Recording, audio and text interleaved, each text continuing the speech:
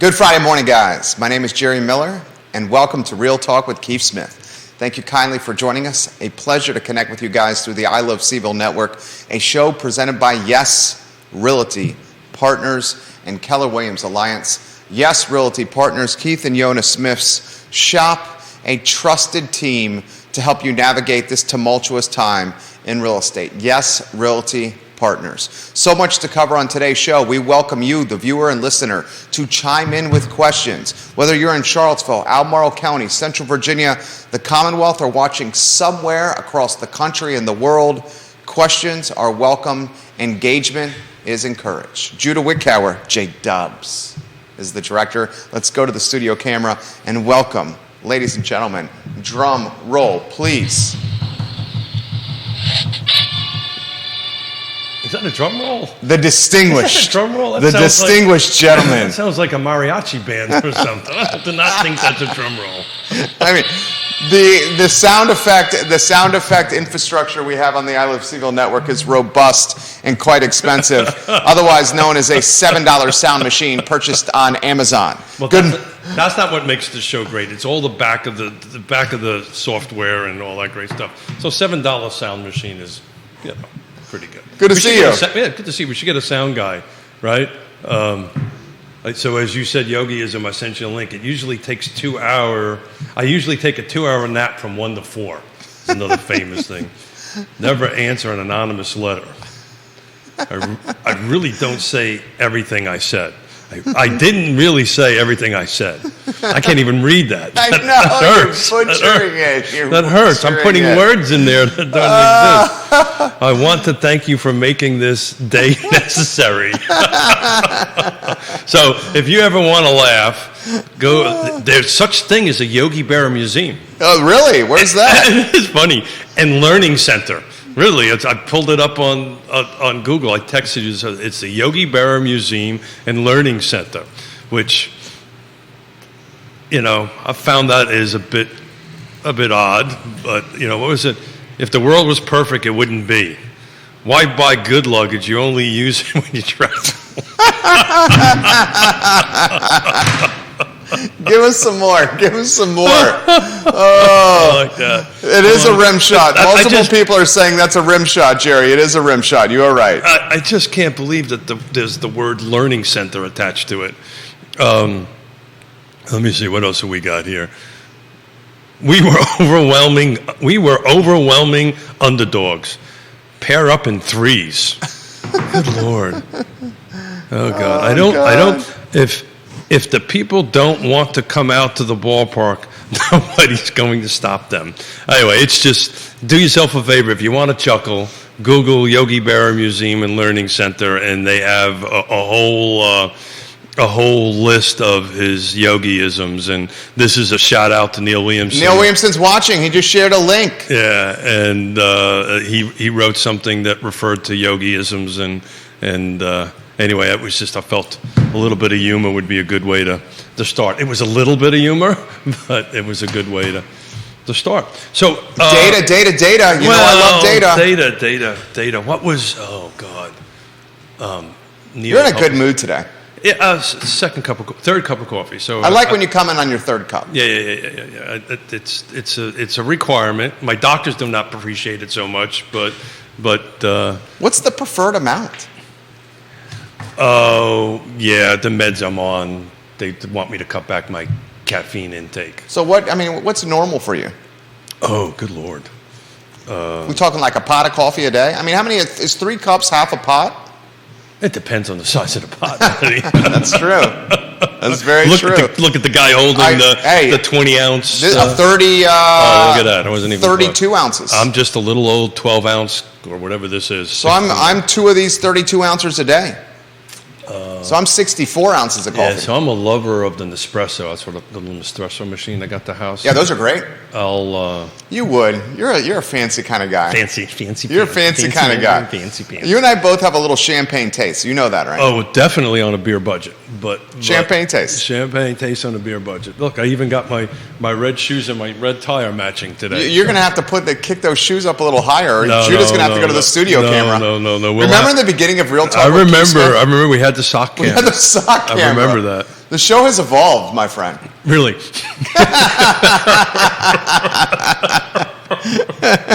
I'm sorry. You should not do that when I'm about ready to sip. Did you just spit your coffee out? Yeah, I think I'm good. Yeah, Oh, evolves. That's an offense to evolution, man.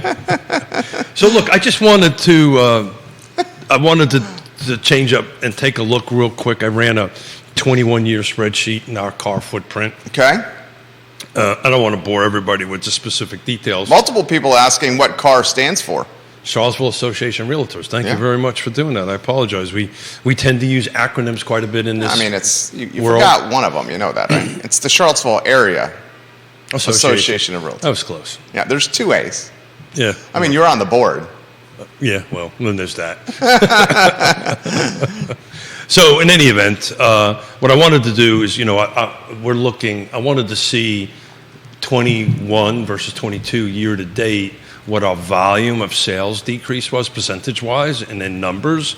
So we're hovering right at 17%. So I think we've been talking about this for a while. I think by the end of this year, it will be technically in a bear market. I think you're going to see a 20% volume sale. But I did a year over year for 21 years to see when the last time that we had something above 17% loss in sales. So this is the volume of sales. And we'd have to go back between 2000, which kind of makes sense, between 2007 and 2008, that was a 24% loss in sales. Now the volume was very different, right? We're in the thousands of units. They were in the 1,000 level, but the percentage difference was about 20. So this is why people think it feels like 2007 and 2008, is because the volume is down. The price point. The last 2 years, in that snapshot of year-to-date time, that's from January 1 to today, we had 13% increase 2020 over 21. We had 11% increase in sales, dollar amount, medium sales price, between 21, 22. The last time we had double-digit sales volume increase was between 2003 and 2004. Look, each recession's a little different. You're saying values are holding. That's exactly what I'm saying. That's what he's saying. What I'm trying to say is values are holding, but the struggle of buying is getting worse, right? Because the volume of units that are coming on the market, right? We've been talking about we need inventory forever. This is not working. We're going the opposite direction as far as volume goes. Again, this is the whole Charlottesville Association area. Hold it. Did I screw it up? He's on the board. Yeah. Car. That's all I got to do is say car. Car, damn it. All I got to do is go like this. Charlottesville Association Area Realtors. Charlottesville Area Association of Realtors. There you go. I got it. There you go. He's on the board. Stop making it in front of me. I'm not. We kid because we care. Yeah, that's what people say. We kid because we care. Yeah, I'm only teasing you. Yeah, so I'm starting off on a real great roll. You're doing great. Can we just go back to yogiisms? Yes. Maybe. No. I mean, we have Keithisms. That's what we've called them. Yeah. Keithisms. Yeah. Well, then there's. I think your daughters would concur. Oh yeah. Right. I think Yonna would concur. So I think that the end of this year, since 2021, we'll be flirting with 20% down volume, and this will be probably the second worst percentage decrease in sales in quite a while. I mean, you're talking the largest drop in sales volume. Well, the largest was 2005 to 2006 at 32%. No, the largest was 2002 to 2003. Oh, sorry about that. You caught that? 2002 to 2003, 40%. Sales volume dropped 40. It went from it dropped 40%. Yeah. So the point is I guess the reason I'm throwing it out there, I'm going back to the last time that it happened, which was the most recent was it was 07, 08. The year difference between 07 and 08. So that's why people think it's feeling like it, because the volume is kind of feeling that way, right? On that end of it. But the sales price, has been historically going up and up and up. We had a couple of years with a negative 1% or 5%. So here's what we got here. I'm going to put it in very layman's perspective. The king of content is watching, Neil Williamson. The king of Waynesboro, Kevin Yancey, is on the feed right now.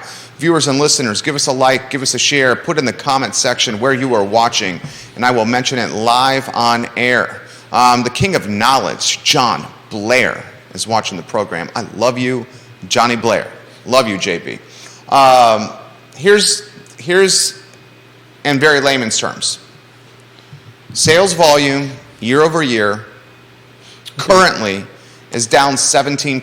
Yeah. The expectation's it's going to be flirting with 20% down by close of business this year. So December 31. Values of houses are holding. In fact, year over year, the median values have increased in the car footprint from 375,000 to 415,000. You're talking a 40% increase in values year over year. So here's the very nuanced element of this market. Volume is down, bear market territory drop, but valuations are increasing. So it's interesting to add into that conversation. So between 20 to 21, we had a 19% gain. So at the moment, if you compare those 2 years, we're at a 2% difference on it.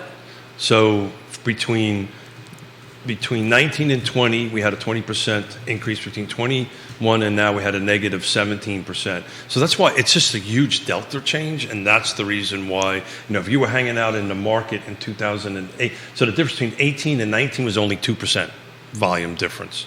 So it was just these huge jumps, right? We went from 2% gain year over year to a 19% gain year over year to a 17% loss year over year. And talk about roller coaster. And that's what I think folks are feeling out there. Coffee's kicking in. Well, I'm going to ask you a very straightforward question. Viewers and listeners, very straightforward question for the distinguished gentleman. Who doesn't know what board he's on? The first-time home buyer. Yeah. Is the first-time home buyer, is this the most difficult time for the first-time home buyer? Was the most difficult time to purchase a home for the first-time home buyer in 2021 early, when it was a roller coaster ride, when folks were doing cash out of pocket, appraisal gap coverage, an appraisal was this, and at the closing table they were bringing a bag of money to make up the difference? Was the most difficult time for a first-time home buyer earlier this year, beginning of this year, or is the most difficult time for a first-time home buyer right now? You have no inventory, you have rising rates, and valuations are holding. So I'm trying to look on my phone because I read an article this morning on Inman, and I'll just go from memory and paraphrase it. It depends on the fiscal health or the fiscal situation of the buyer. In this article, and it was a national stats on it, but the average buyer, first-time home buyer right now, needs to be making about $100,000 a year. This is national. This is national. This is a macro number. That was just on this article. But on the ground, I would bet that's higher in this market, in Charlottesville and Albemarle County for sure. I clearly would have to crunch the numbers. But wouldn't you think, Neil Williamson, wouldn't you think in Charlottesville and Albemarle County that number's higher? Yeah. The point I'm trying to make is the first-time home buyer, and we've been talking about this for the last few weeks, if the first-time home buyer has the capital, right, has the job, right, has the capital to go ahead and put 20% down, this is what we're seeing. Our tempo is picking up. Like I mentioned a couple of days ago, I personally wrote a couple of deals over last week. You guys are rocking and rolling, dude. We're doing very well. And Yonna's not even in the country. Well, I get emails every morning. Does she? What the hell are you laughing at? It's true. I know it's true. Does she really do that? Literally, I have on my desk at the house. I love Yonna Smith. 3x5. I swear to God, 3x5 index cards with stuff I need to do, and one of them was by day. No, just general. I'm not that bad.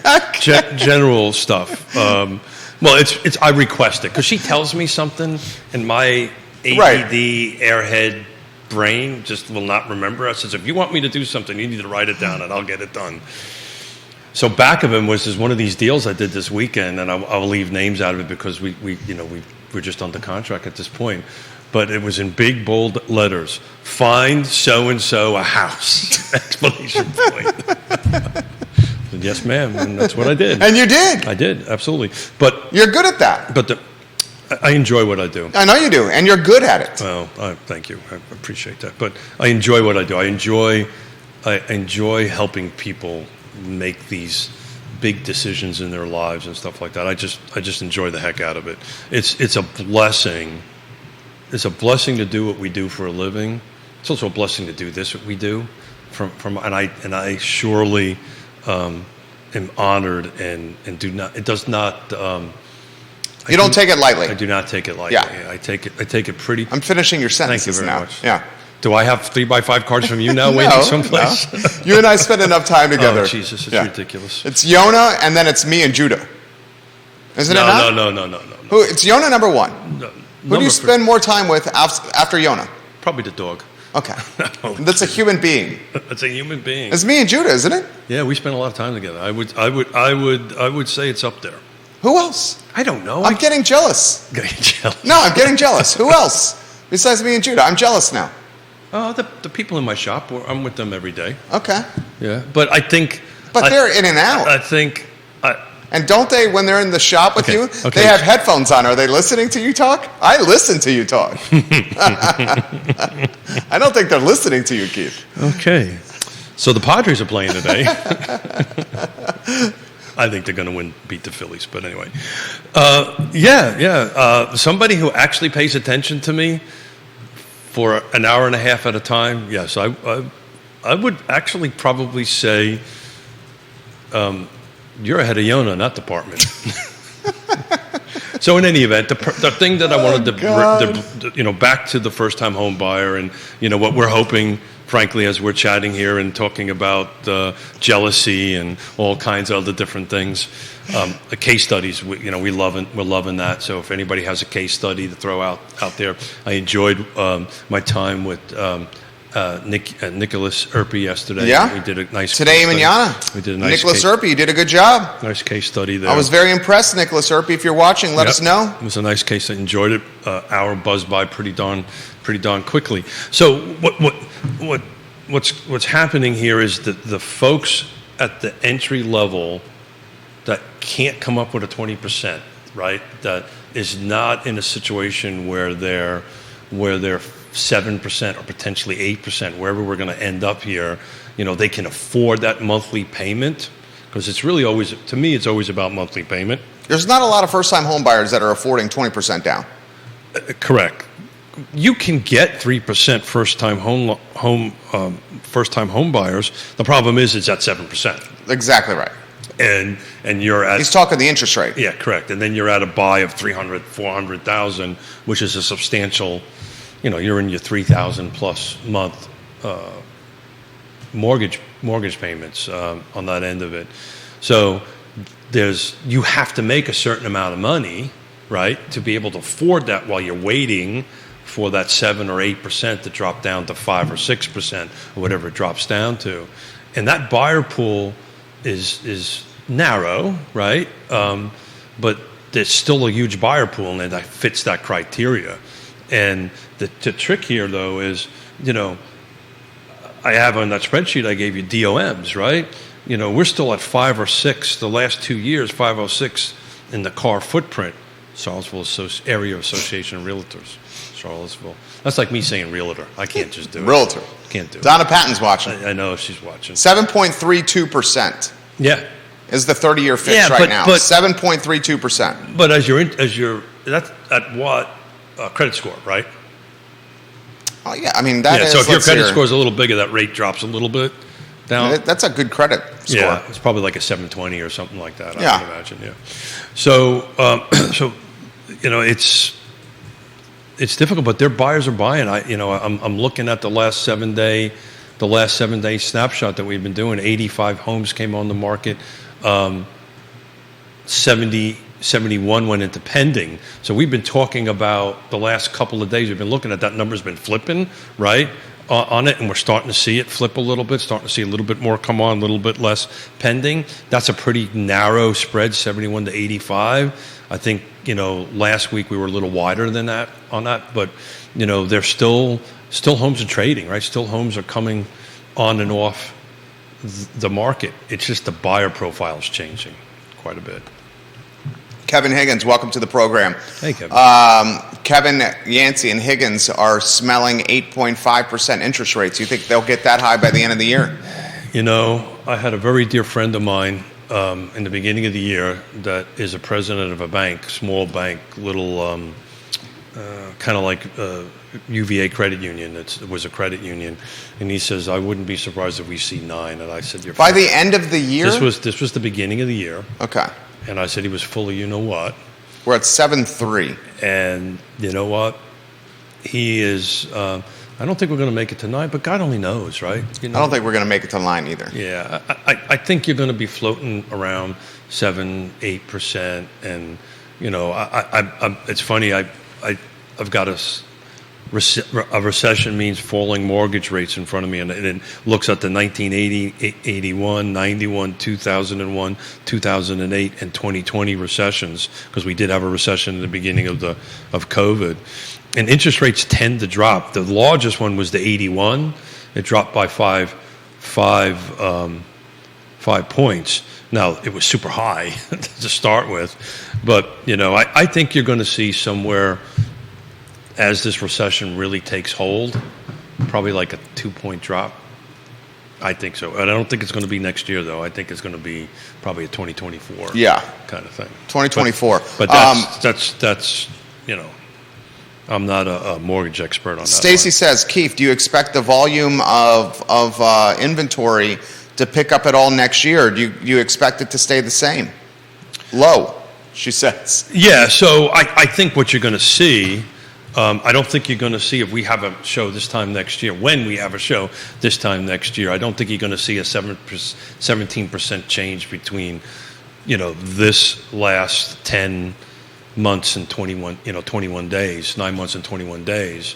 Next year, I think you're going to see somewhat of a drop, but not a 17 or 20% drop on that end of it. But the inventory, I think, is going to be staying flat. The poor, as you were talking about the first-time home buyers, I mean, the poor first-time home buyer has just been clobbered. Yeah. Right? Over the last 3 years? Yeah, they've just been clobbered. I mean, good night. COVID started in March of 2020, so almost 3 years of getting clobbered. And they think they just about get there, and then all of a sudden interest rates climb, right? And, we were first-time home buyers with multiple offers. Now, I will tell you the couple of deals that I've been doing, they're more traditional deals, right? We don't have multiple offers. We're not competing against multiple offers. There's actual negotiations happening, which I love. Makes my day on that end of it. That's the reason I'm so excited about the future, because I love to help folks negotiate on stuff. We're getting home inspections. We're getting septic inspections if it's out in the county or it has well and septic on it, right? There's seller concessions. We're going to talk a little bit. Explain what seller concessions means. Yeah, so that's when the seller goes ahead and pays for part or all of the buyer's closing costs. So it's interesting. I had to help this buyer who both have PhDs. They're very smart people. When we were talking about doing a 3% seller concession, I had to explain to them that you realize you're offering them 3% less what they're asking for the house. And they didn't understand that. It took me a little while to explain that to them, that yes, because they're paying out of their net proceeds whatever 3% of the sales price is on that end of it. And therefore, they're selling the house less than what's listing. With the listed price will stay the same, right? It'll show as a sale price of X, but at the closing table, their net's going to be less, whatever 3% of that number is. And they finally got it after that. So we actually split the difference. It was about 1.5%. That's a nice little deal, though. 1.5% adds up. It was a really good deal. Full home inspection. The house was built. This particular house was built in '73, right? So we've got a little bit of lead-based paint inspections to do and process to go through. But yeah, they were very normal transactions. The buyer just happened to have enough money to put 20% down, and the buyers just happened to have the ability to absorb the accelerated monthly payments until the interest rates adjust. Here's a good question for you. Sure. This is a great question from Jennifer. Mr. Smith. Uh-oh. That's the tie. It's the tie. What are the tie I got on. what are the type of other concessions that we can ask for? Good question. Great question. So the term is for, that's used in the addendum in the contract. It's closing costs and other prepaids. So, and a lot of it depends on the loan. So this is a really Scott Morris, or if Coach B is watching, or any other loan officer. Coach B. Yeah, I can't say his last name. I love it. Buchensky. I know, I'm just teasing. Buchensky. Buchensky. The building I lived in had Polish. Buchensky, I get.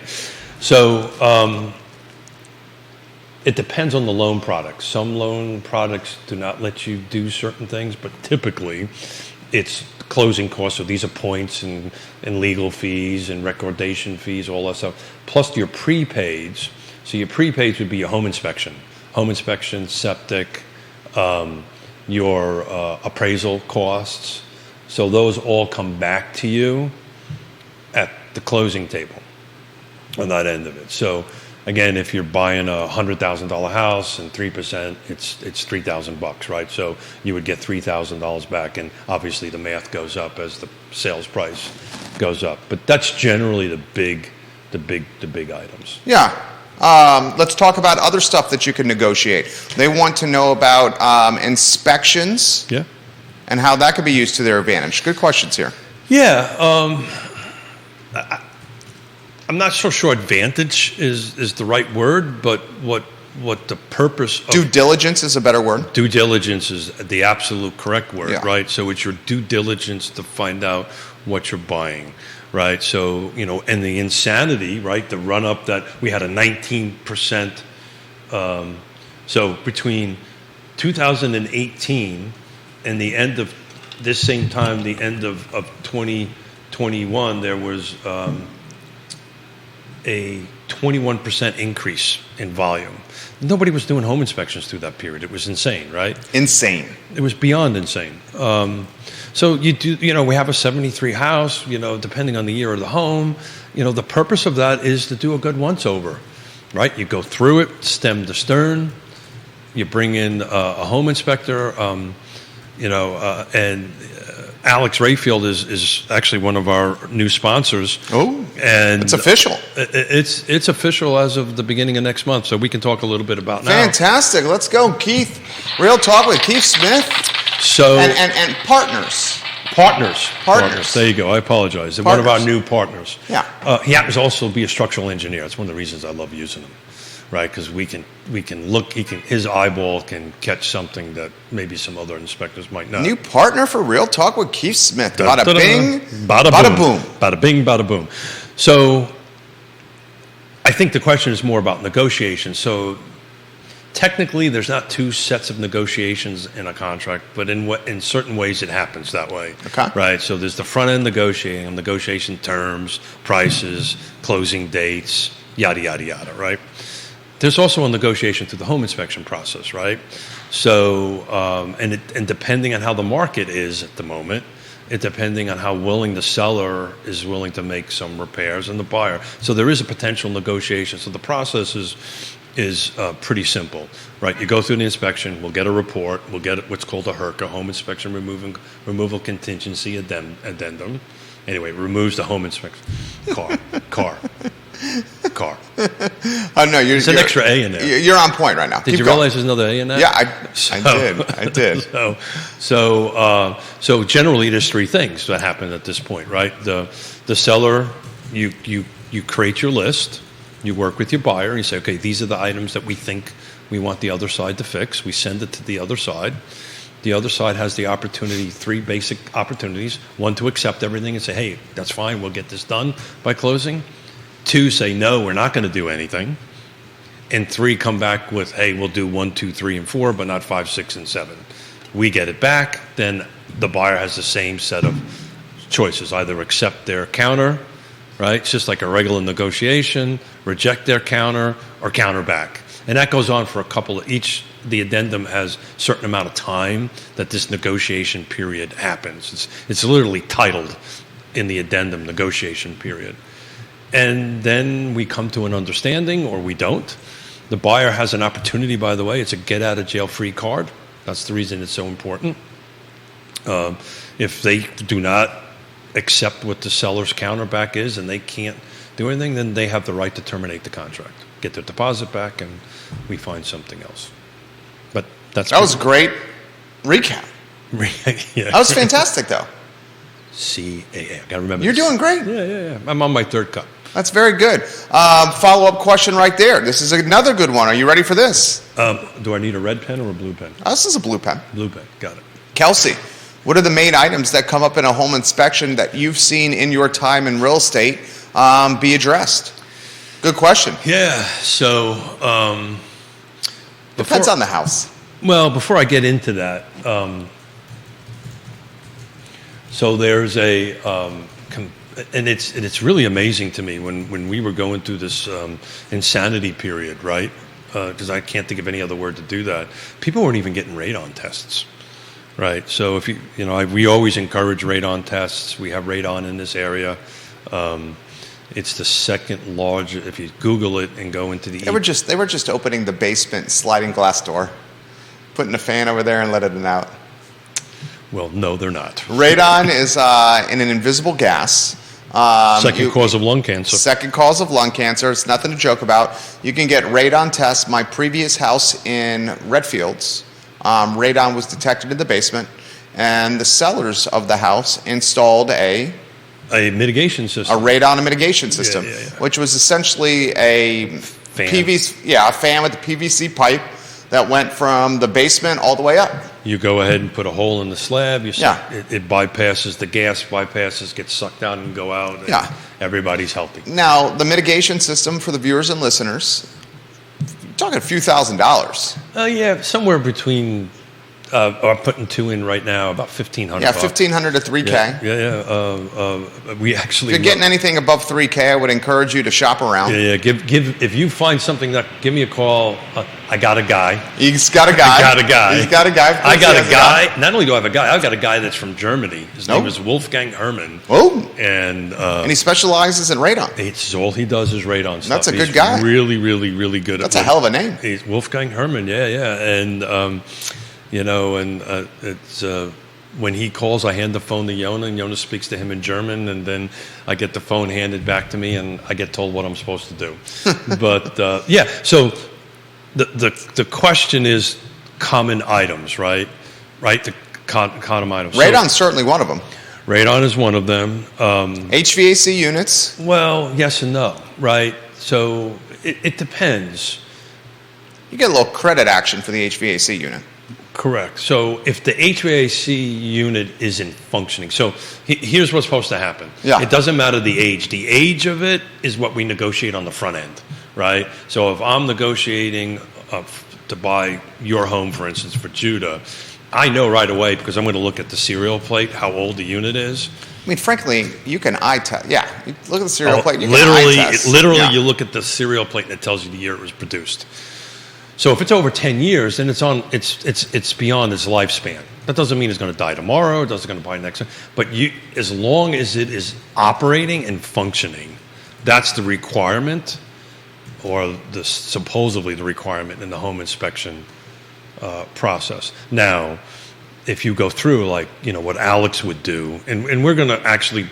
And I'm glad this subject came up. Alex is coming on the show next month, and we're going to literally just talk about the home inspection process. Love that. So I'm just giving this in a little bit of a high level conversation. But what'll happen is he'll turn let's say the AC on, right? And there's different deltas on temperatures, right? And there's different ranges what's coming out of the register. Then that means either the coil is going, or there's a leak or something along those. Get a little Freon action, little Freon leak. Little Freon leak or something like that. That ends up that ends up in the Herker, and generally what we'll write in that is that the seller will have it serviced and make any necessary repairs prior to closing, right? So you want it, and to be honest with you, in a deal that I'm writing that I know the HVAC system is over 20 years old, or 10 years old, I'm going to write in the deal that regardless of what the home inspection says, we want to have the unit serviced and repaired before we take it over. Yeah. The second part to that is, particularly in first-time home buyer, Yonna and I always buy a home warranty. So if the unit goes after they take possession, there's an insurance. Do you like American Home Warranty? I use American Home Shield, yeah. Yeah, American Home Shield's a good one. Yeah. There's a few of them that are good. So, that mold is another, or fungi, or whatever you want to call it. I don't think we're allowed to call it mold. My contractor's license say I can call it mold. My real estate license says I can't, but that's a whole different issue. Let's call it white fuzzy stuff that grows somewhere. If we find white fuzzy stuff, then we're going to ask them to, remove it and repair it. Things that are material defects like that is what we look for. If there's a paint chip on the wall or a scratch, that doesn't raise up to the level of home inspection. No. If the home inspectors are not. I'm curious if you're on this. The home inspectors I've worked with do not test appliances. Oh no, they do. Yeah, Yours do? They turn them on. They turn them off. Run the washer dryer. Yeah, they run the washer and dryer. Ice machine. Whatever appliances are there, they will run it through a cycle. Ice machine. Yep. Okay. They'll run it through. Well, they'll press the button if ice comes out. Yeah. Okay, I guess that's. Then it's that. It's going to be pretty hard because you got to wait for hours to go ahead. I guess I should have rephrased. They're not getting under the hood of the appliances. It's what I should have said. No. So, but that's a common thing. Sometimes there's elements that are blown on the particularly electrical range, right? And that is something that has to be fixed. A crack on a glass cooktop needs to get replaced. Trip hazards, right? Trip hazards. So if there's like carpet that is bunched up, right? That's a trip hazard. That's a safety thing. That would have to be addressed. So if the addendum is pretty clear on what is a repairable item or what is an item the buyer can ask for. It can't be cosmetic. It has to be some sort of safety material, what we call a material defect. If the roof is like, if you go up into the roof and you see evidence of leaking, right? That's pretty easy to tell on that, water streaks like stains and stuff like that. Then we're going to say, hey, we want you to go ahead and make sure the roof is in good condition, and if there's any leaks, to repair it, that kind of thing. You're on point today, Smith. Yeah, it's the third cup. This is the third cup. This is the fourth cup. Wow, this is the fourth cup. Kevin Higgins, he's the king of Greenwood. American Home Shield replaces appliances at contractor grade. I have firsthand experience. Well, they do and they don't. I have firsthand experience in it. You can pay the delta difference, and that's what we did in our house. Okay. Now, mine was 20 years old when it went on the fritz, and they couldn't find the parts, and they said, we'll either give you 100% right contractor grade, and I ended up paying $200 extra for about a $2,000 cooktop. So it worked out really good. Worked out well for you. One of these days, American Home Shield is going to say, we don't want to handle you anymore. He also asked this question: when are we going to go vertical with real estate in the area? Oh, define vertical. I mean, he's alluding to the fact that the city in particular has no more space to really grow. Got it. Yeah. I mean, a good example of the potential verticality in the city of Charlottesville is that Wendell Wood project on High Street. Got it. I mean, you're talking about 3 apartment towers. Got it. So in my brain, my developer brain, vertical is anything that, there's a horizontal development and a vertical. So it could be single story or... Stephanie Rhodes of the Intrastate Service Company family, who's doing well by realtors with American Pest as well. Yeah. Stephanie Wells Rhodes says, Keith has been hanging out way too much with you, Jerry, with all that coffee. It's fourth cup, Stephanie. Fourth cup for Keith Smith. Well, yes. It's a little confession time here. Ooh, we're time. Confession. Judy, you want to be the arbiter of the confession? Let's get him on a 3-shot. Let's bring him in. The second cup. He's the priest.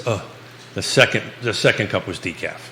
What? Yeah, I'm sorry. I have to admit that. The second cup is decaf? My first cup cup is high test. Why drink it if it's decaf? I never understood that. I'm not trying to throw shade on the decaf drinkers here. We're just having a chat, friends here. I don't understand the concept of decaf. That's like having a non-alcoholic. That's like having an O'Doul's. Yeah. I don't understand the concept of O'Doul's. Yeah. Well, people just like the taste of it. Nobody wants to see Smith on that much caffeine. 4 cups. Okay, so is it 3 cups of caffeine? So that's the third caffeinated cup. Okay.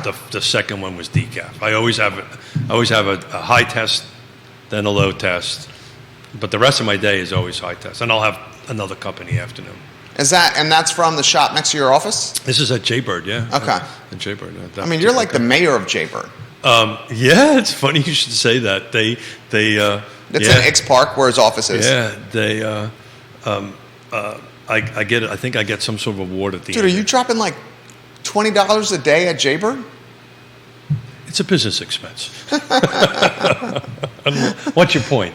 It's a business expense. The latte factor. Although you're 100% right, that is a real thing, and that's what people should take into consideration.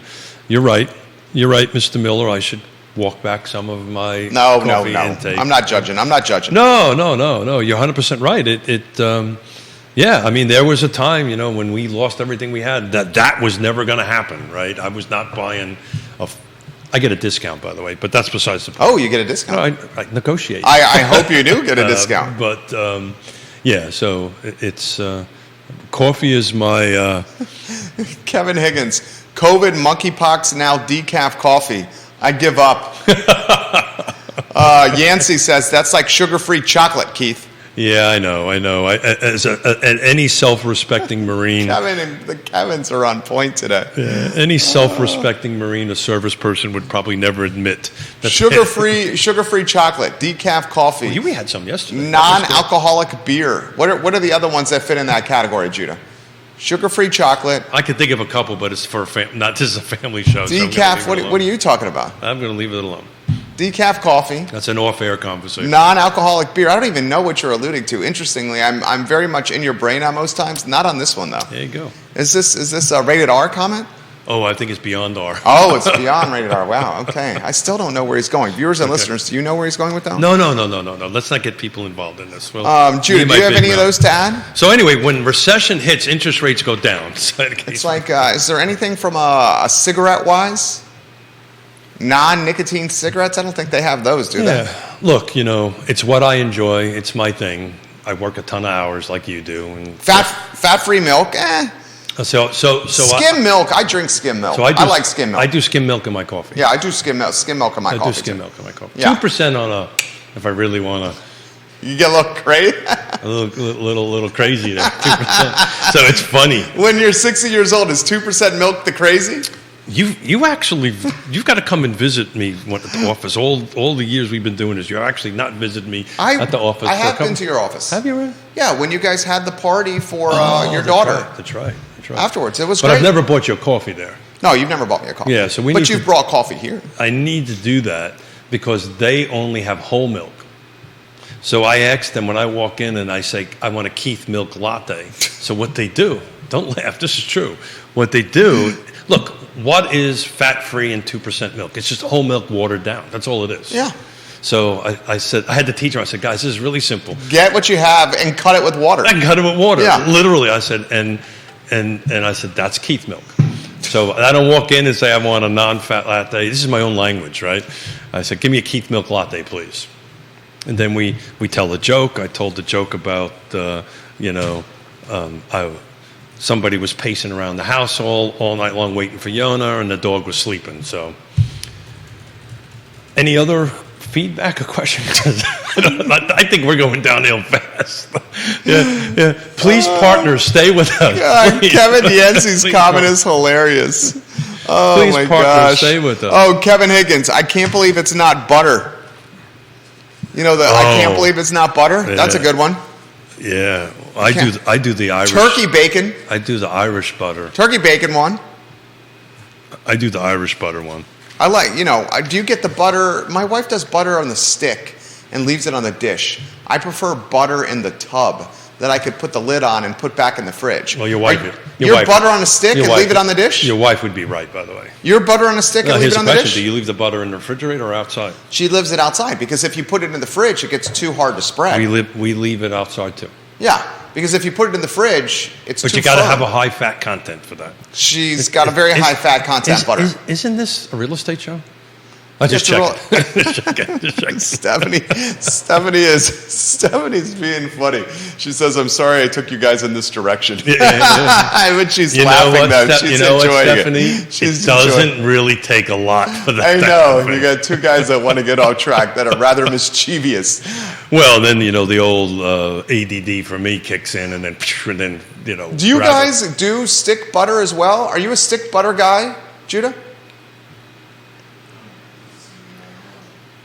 So we get the Irish butter from Costco, which is a super high fat content, and it's not stick, it's like a bar, and we actually have from Europe an actual butter dish that's a little bit bigger than a normal. Yeah, we have a butter dish. Yeah, but it's not the stick size; it's a much wider and longer. So the whole bar is about 2.5 inches wide. That's what we get. The same Costco butter. Yep, there you go. And it's pretty sodium rich, that Costco stick butter. Yeah, so that's why I do Keith milk.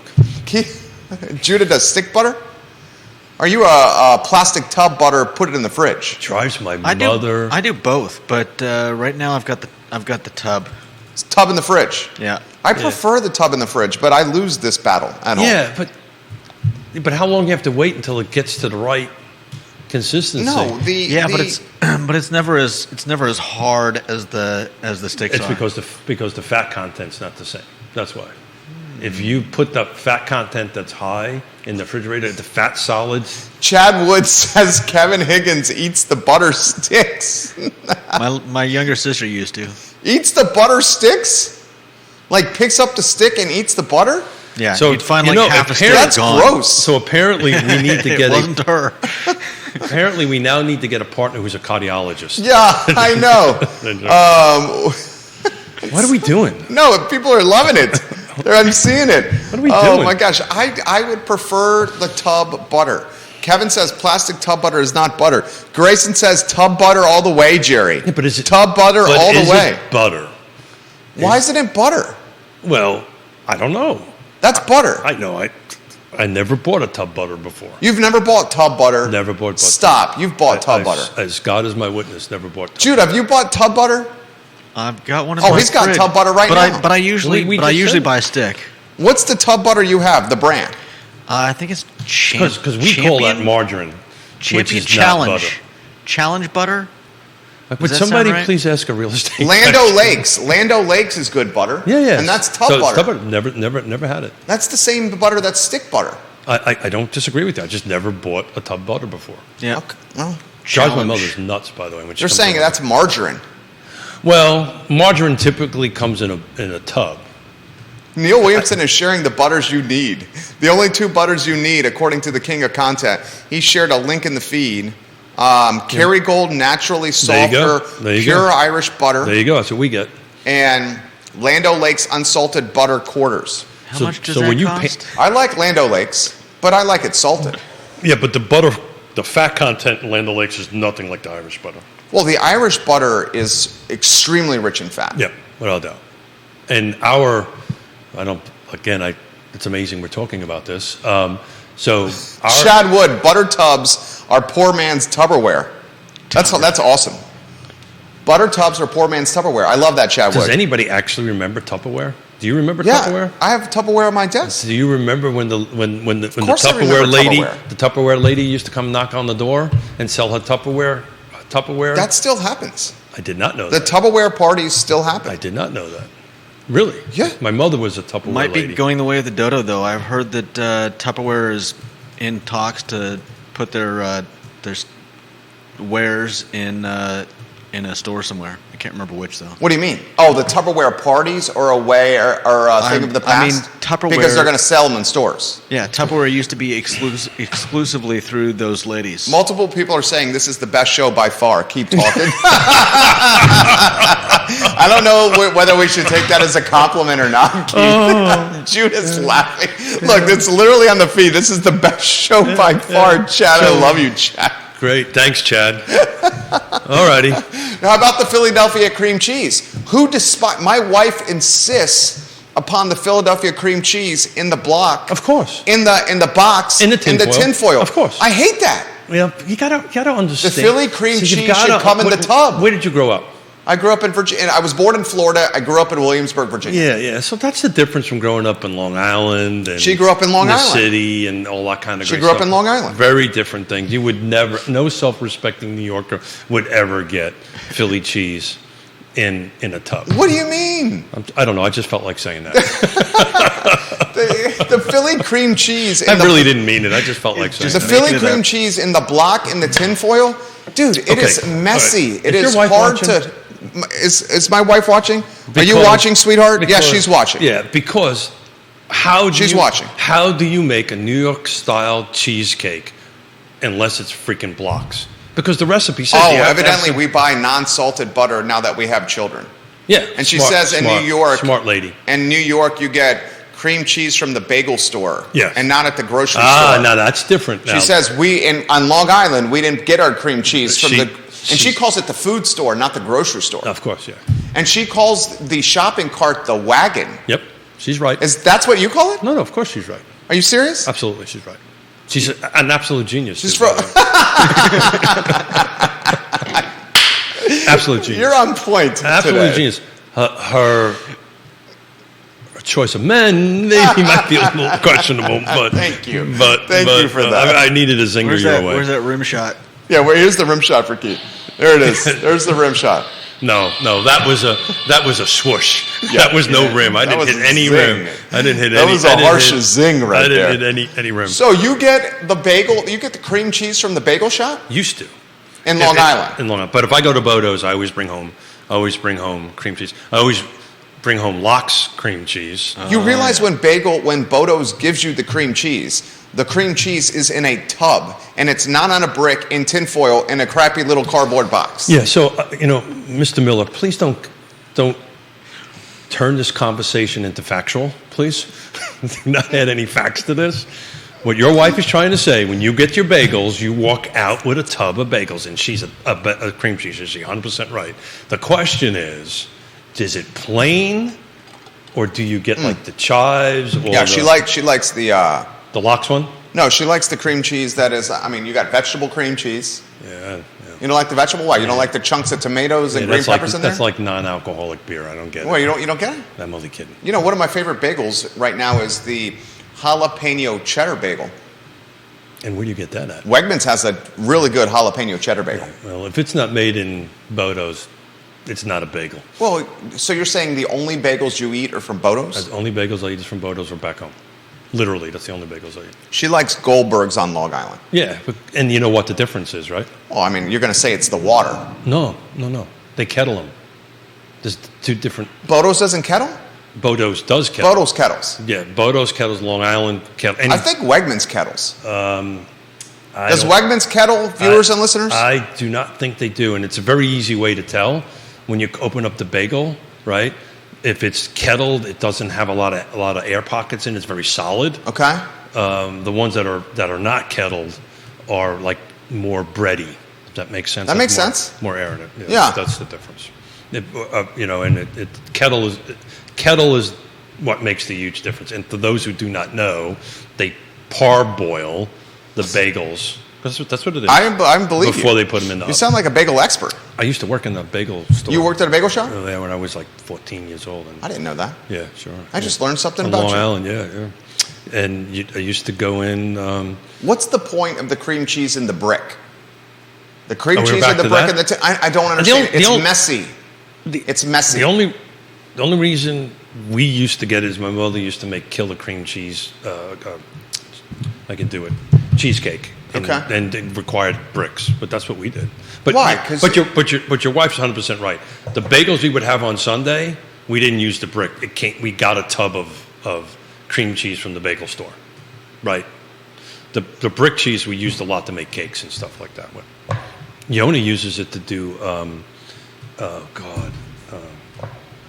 Lipdauer. What? It's a cheese mix thing. It has cream cheese, garlic, onions. Oh God, it'll come to me.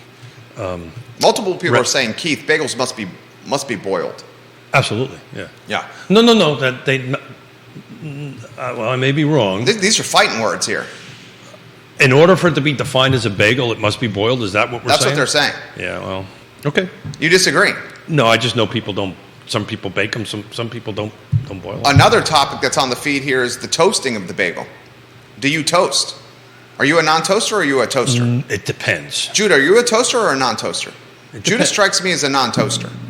It depends. If I pick... Are you on a 3-shot? Are you the voice of God here? No, I'm 3-shot. Okay. I prefer them toasted. Oh, you're a toaster? Yeah. I like mine toasted. Because You only- sometimes they're so chewy that it's just like... it's Say like that again?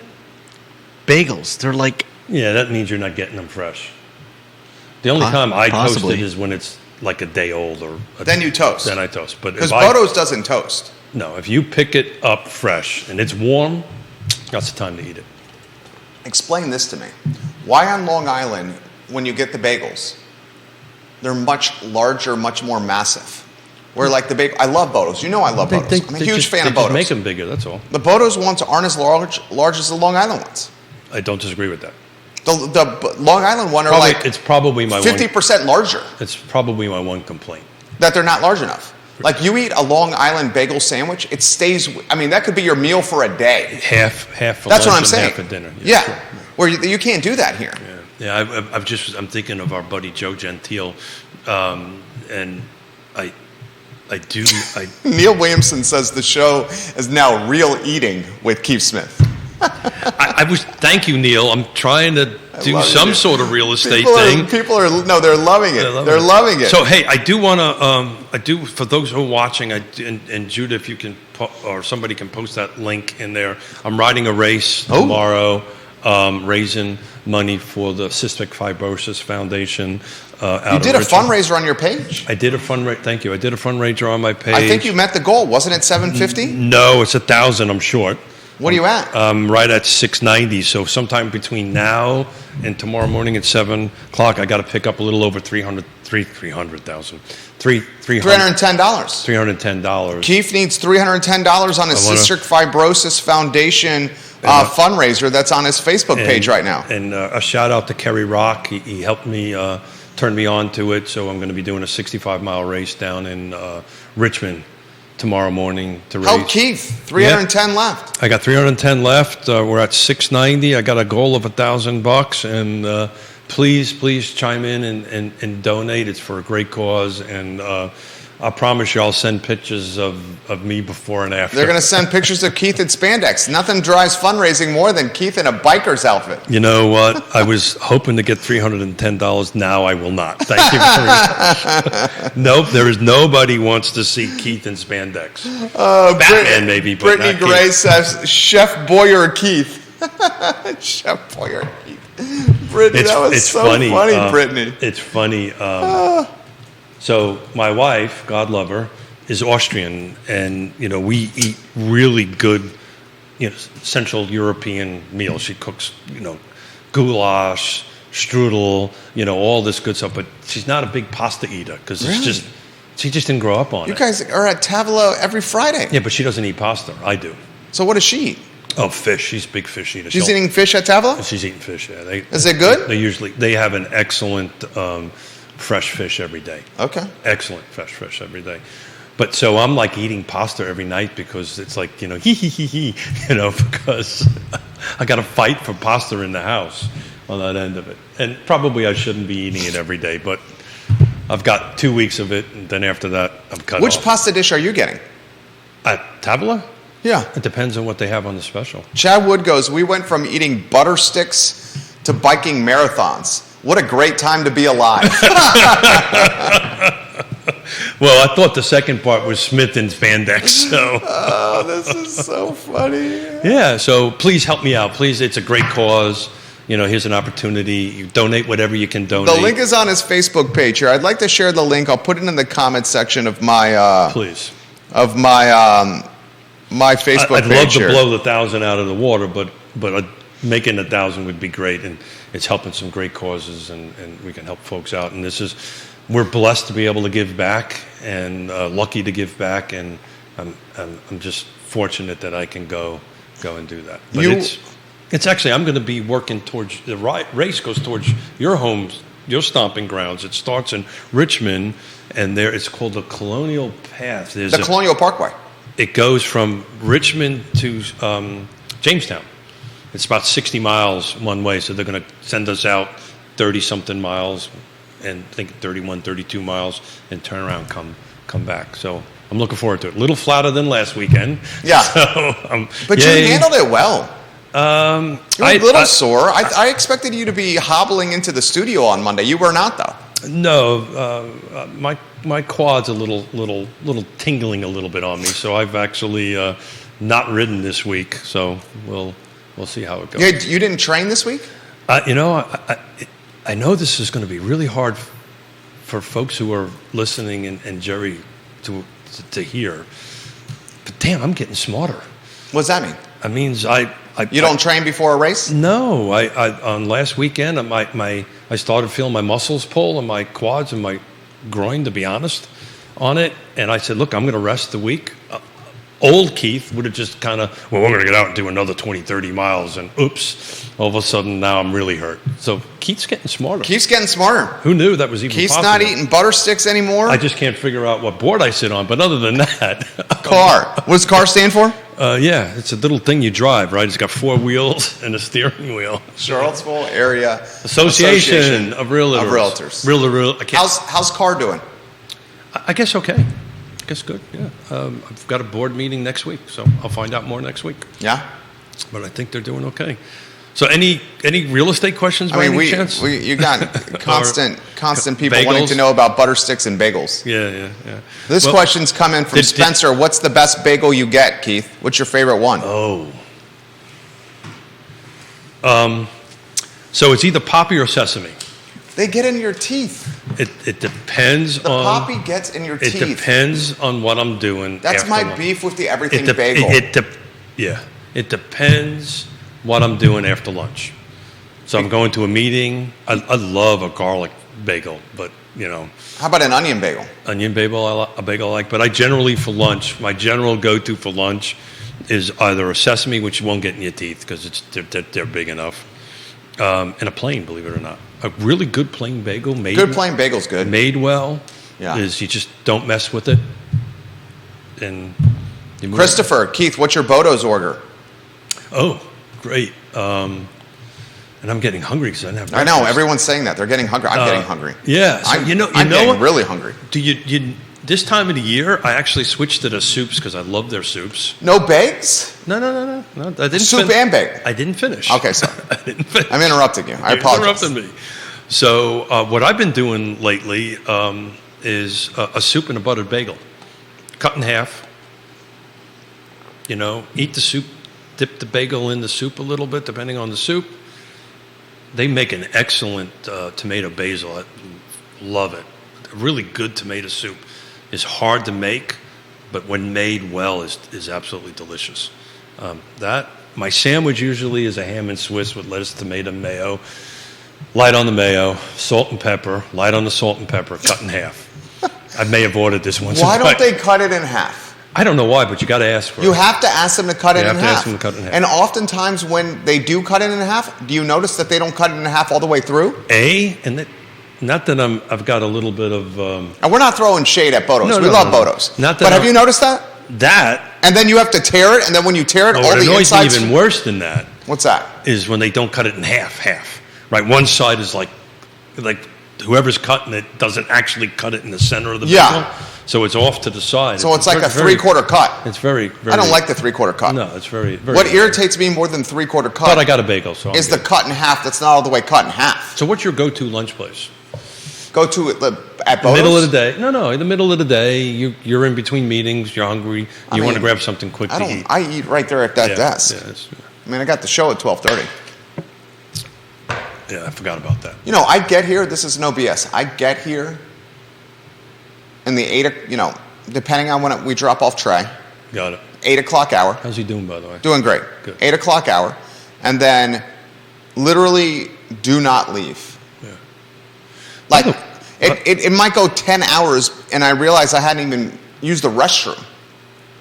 Yeah, well, when you get to a certain age, that whole restroom thing becomes a little bit more urgent. Hit the head, Smith. Yeah. Literally, for those who are watching I tell and him in the listening, morning. I walk in. He treats me like a kid. It's horrible. I do not. You do. I walk in.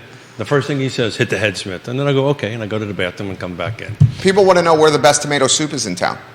I got to tell you, have you had the revolutionary soup, tomato soup? I did, but I just don't know if getting it at Bodo's is just the vibe of getting it at Bodo's makes it taste better. I don't know if that makes any sense. No, I understand what you're saying. Yeah. The experience, the ambiance. Yeah, it's just, to me, it's to me, it's like that whole experience is very home. Yeah. Right? That's a deli, right? Yeah. You get in the line, you go to deli, you've got to be able to rattle off what you want. Revolutionary soup has those elements.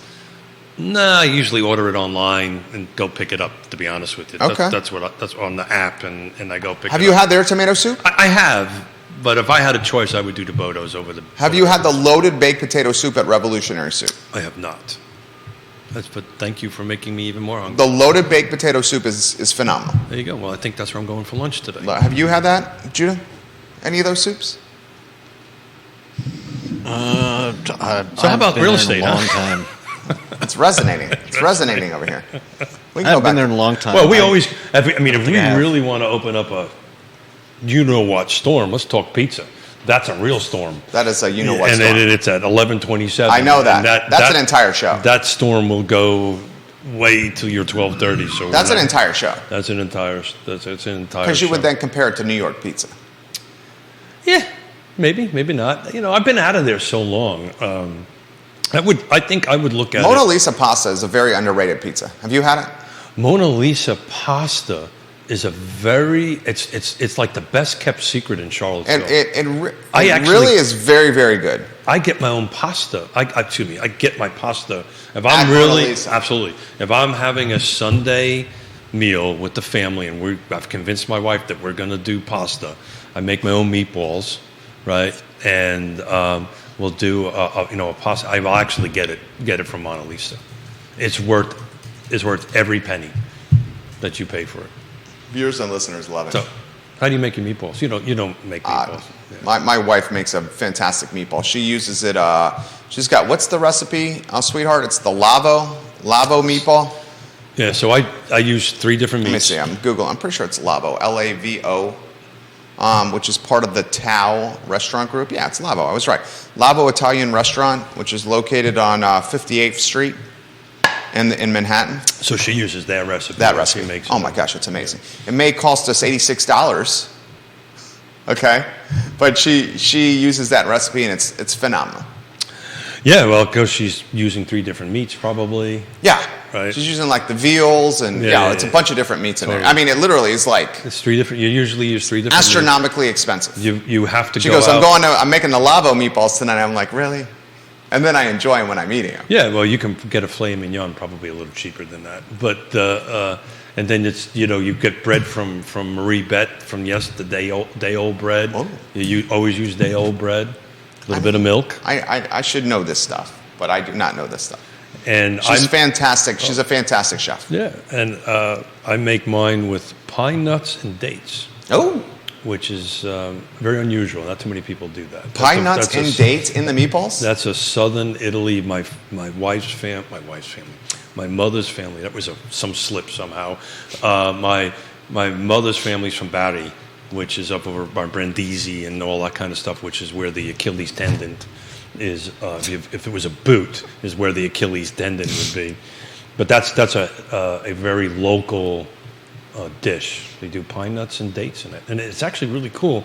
A little crunchy, little sweet and sour into it. It's actually really good. Oh, I love it. Today's show is dynamite. Got to make them about baseball size. Oh, she makes them softball size. Yeah. Oh well. I mean, they are massive meatballs. Then that's worth every penny of it. Then. I mean, it's okay, somewhere between a baseball and a softball. Yeah, that's the way to do it. Those small meatballs are like, bleh, why bother? Not a huge small meatball fan. Why you like the big balls.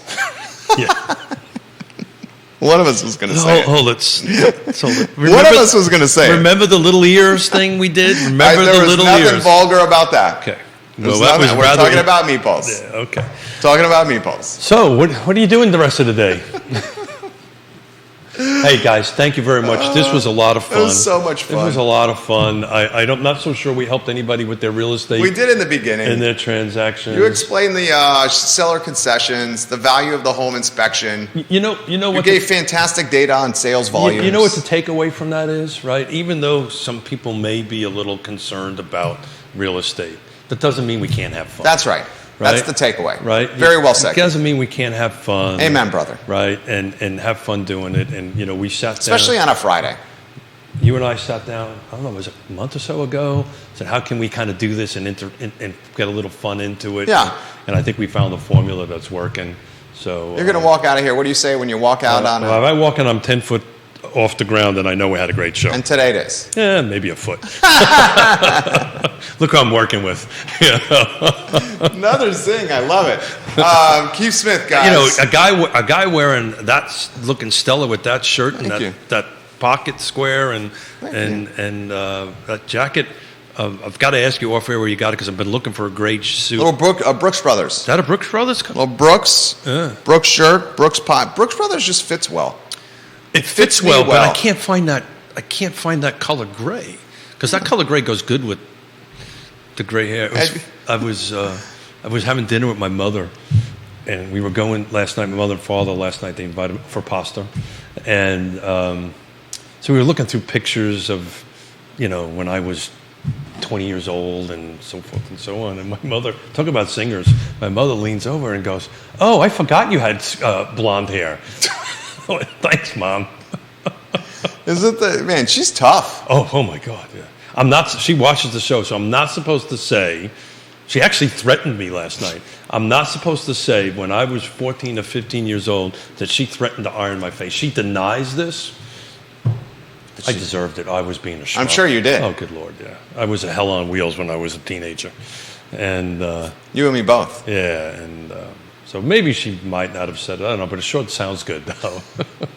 Keith Smith, guys. Real Talk with Keith Smith online. Online at realtalkwithkeithsmith.com. Yes, Realty Partners, trusted team in the game we call real estate. They will help you navigate the buying and selling process, and a trusted advisor is more important than ever before.